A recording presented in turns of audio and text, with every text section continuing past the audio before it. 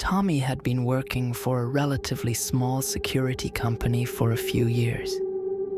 His job was usually uneventful, mostly consisting of sitting in empty buildings, ensuring everything was secure.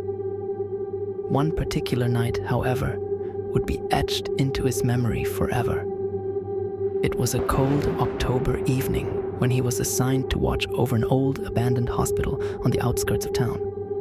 From the moment he arrived, the place exuded a sense of dread. Broken windows lined the exterior, and the wind howled eerily through the vacant corridors. Yet Tommy needed the paycheck, so he brushed off the ominous atmosphere and got to work. As the sun dipped below the horizon and darkness engulfed the hospital, an overwhelming sense of unease crept over him.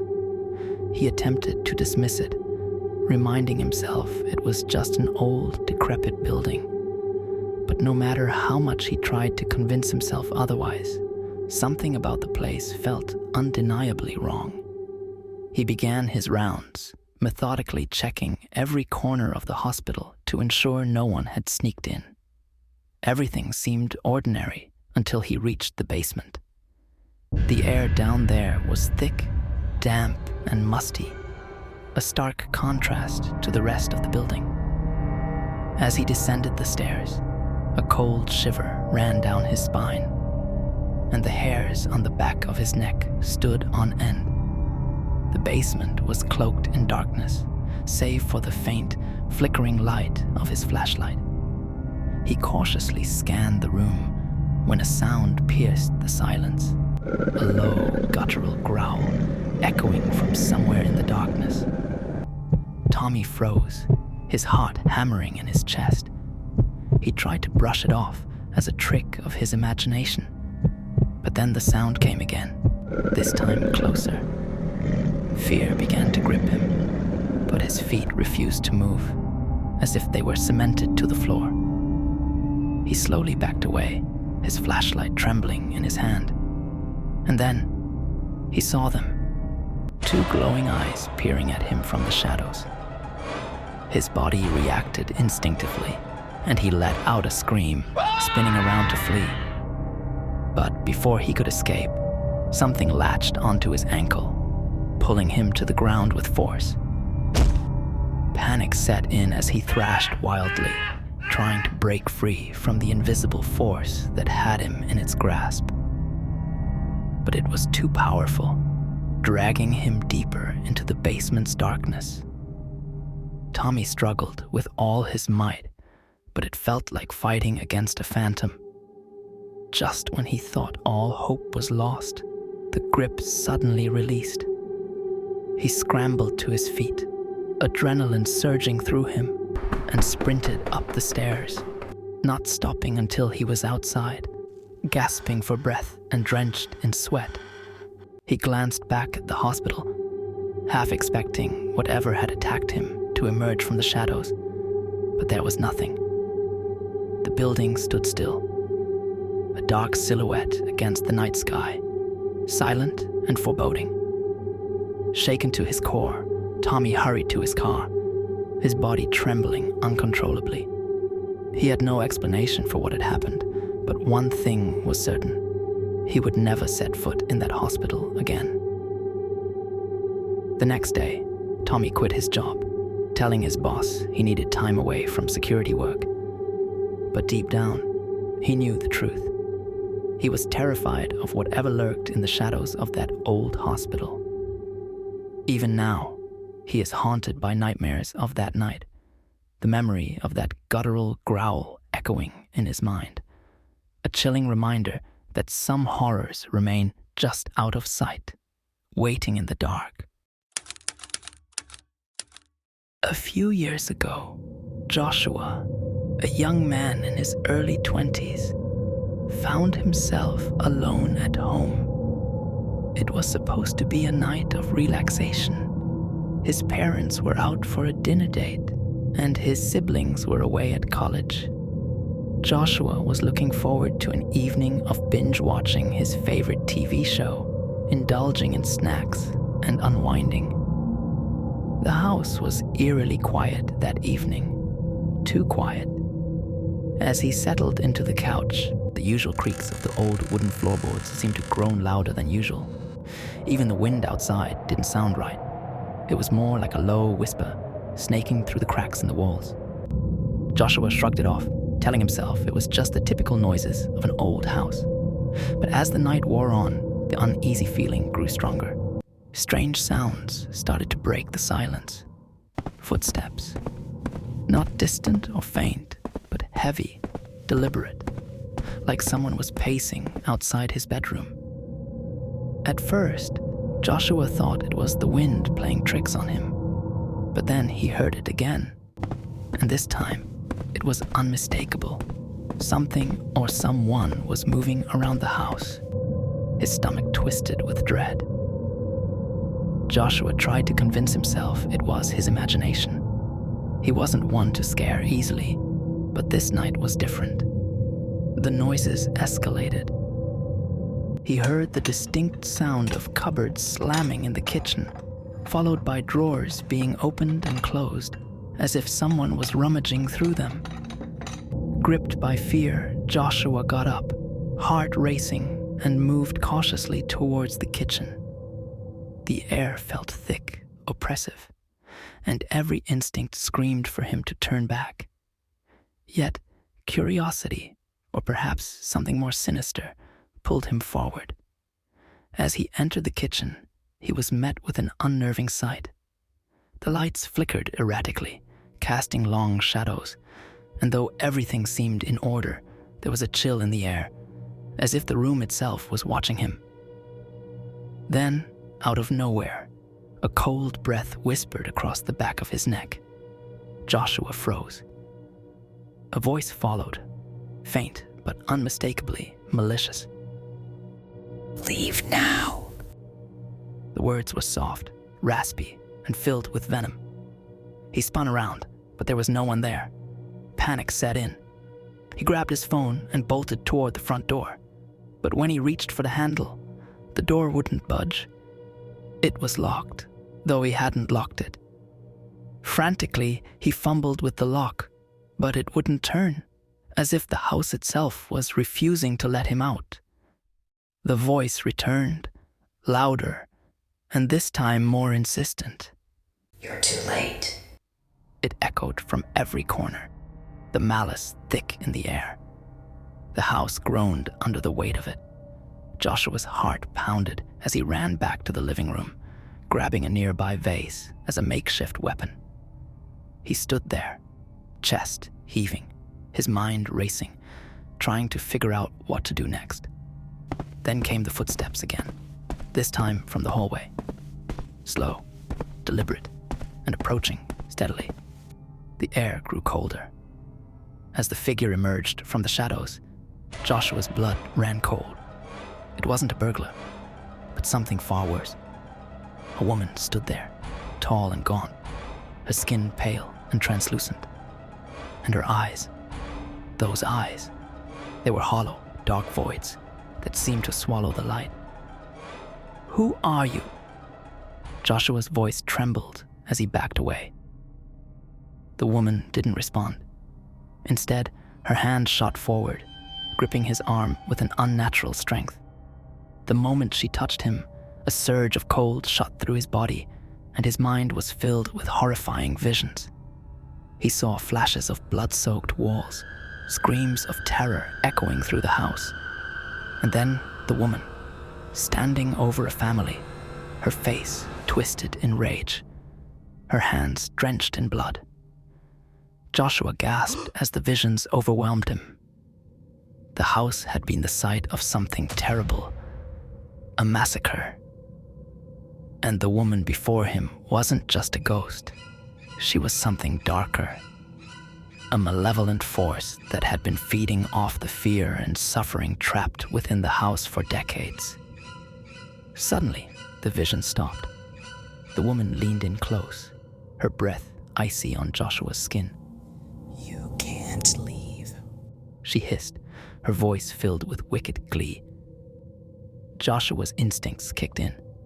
He swung the vase with all his strength, smashing it against her head. The vase shattered, But the woman didn't even flinch. She laughed, a horrible, guttural sound that reverberated through the walls. Desperate, Joshua scrambled backward, trying to find a way out. The lights flickered violently, the air vibrating with an unnatural hum. Just as the woman reached for him again, a burst of light erupted from the front door.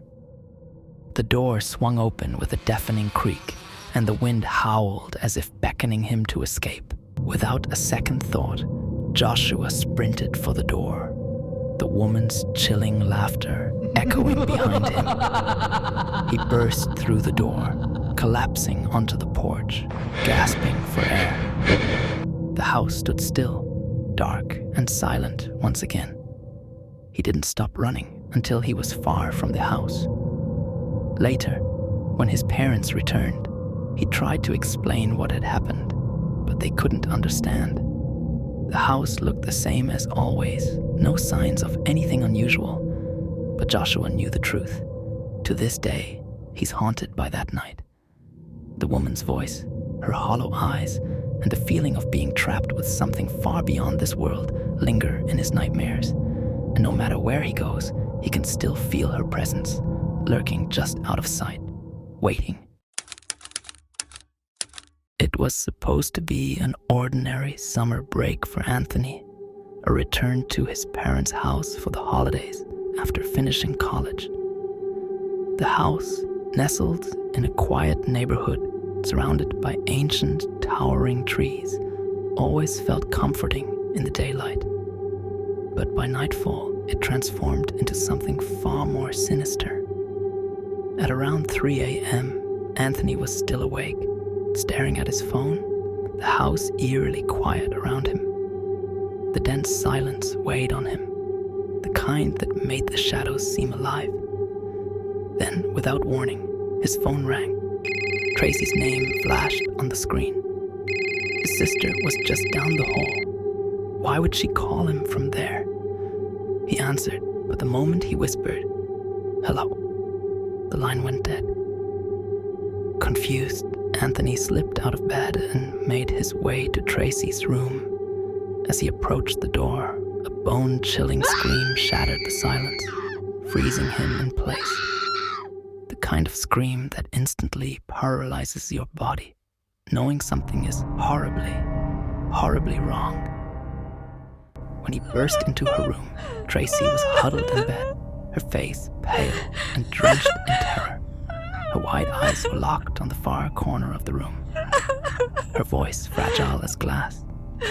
She described seeing a figure, a tall, grotesque shadow looming over her, so close she could feel its breath. Anthony, trying to comfort her, brushed it off as a nightmare. But when she insisted she had called him for help, a cold wave of dread washed over him. Her phone was downstairs in her purse. How had she called him from there? They both checked their phones. Sure enough, Anthony's phone logged the call from Tracy's number, but her phone showed nothing. No call had been made. The growing terror in the room became suffocating as both of them realized something far beyond their understanding was at play. The night grew darker, colder. Every corner of the house seemed to bend and warp under an unseen weight. The floorboards groaned, walls seemed to shift, and what should have been a quiet, peaceful home now felt more like a trap.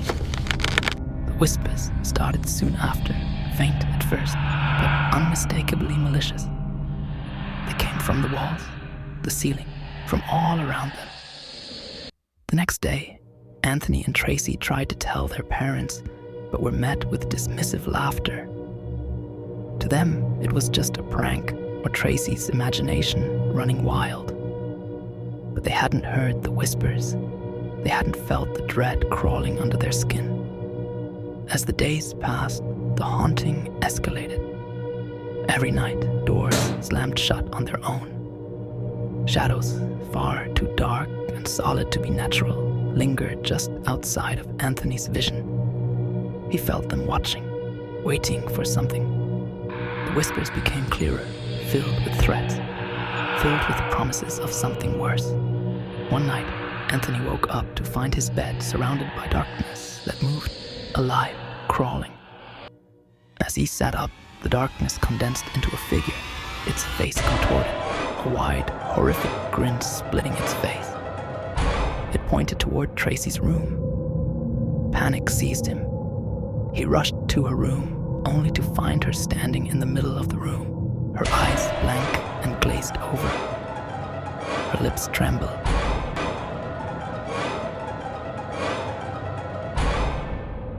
The air around them thickened, and shadows began to crawl up the walls, forming grotesque shapes, faces twisted in pain, hands stretching out for them. The room seemed to close in on itself, trapping them in suffocating darkness. As Anthony reached out to grab Tracy, a force yanked her backward. The door slammed shut, and all he could hear was her panicked screams as she was dragged away into the nightmarish void. Desperate, Anthony pounded on the door, but it wouldn't budge. Cold hands brushed against his skin, unseen voices whispering maddening things in his ear. He ran to the front door, only to find the same overwhelming darkness waiting for him there. With nowhere left to run, Anthony grabbed Tracy and forced the door open. A violent burst of wind erupted, and they bolted from the house into the night. As they looked back, the house stood there, now silent, as if it had never held the horrors of that night. But Anthony knew better. They never went back after that night. But the terror that stayed with them, gnawing at their memories, lurking in their nightmares. To this day, Anthony still hears the whispers when the lights go out, reminding him that something, somewhere, is still waiting for them to return. When Anthony and Tracy left the house after their terrifying encounter, the nightmare didn't end for everyone. After they fled, their parents continued to live there, dismissing the strange events as mere imagination. But what Anthony didn't know was that the house wasn't finished with them either. At first, the parents didn't notice anything unusual. They brushed off the eerie atmosphere, the creaks, and the occasional chills. However, as days passed, the presence in the house began to make itself known. Late at night, Anthony's mother would wake up to hear soft, rhythmic tapping on the windows, like bony fingers drumming in anticipation. She'd look out and see nothing but the dark shadows of the towering trees. But the tapping always persisted, growing more intense, as if whatever was out there was trying to find its way inside. Anthony's father, always skeptical, began hearing whispers, faint, elusive voices that echoed through the house. At first, he thought it was the wind, but one night, the voices grew louder, calling his name. The temperature in the house plummeted, the walls groaning under the weight of something unseen. The entity that had tormented Anthony and Tracy was growing stronger, feeding off the parents' skepticism. One night, Anthony's mother woke up to see a figure standing at the foot of the bed, a tall, shadowy silhouette. Frozen with fear, she tried to scream, but no sound escaped her lips. For the father, the breaking point came when he saw the same dark figure one night, standing in the hallway, watching him, unmoving, as if it had always been there. This time, there were no more rational explanations. The terror gripped him fully. As the entity fed on their fear, it began to invade their dreams, twisting reality. They found themselves trapped in a waking nightmare, unable to escape the house, unable to fight the darkness growing within its walls. Eventually, Anthony's parents abandoned the house in a state of complete denial, never admitting to anyone, not even themselves, the full extent of the horror they had experienced. But the house, it still waits, waiting for anyone else who dares to enter, ready to continue its twisted games.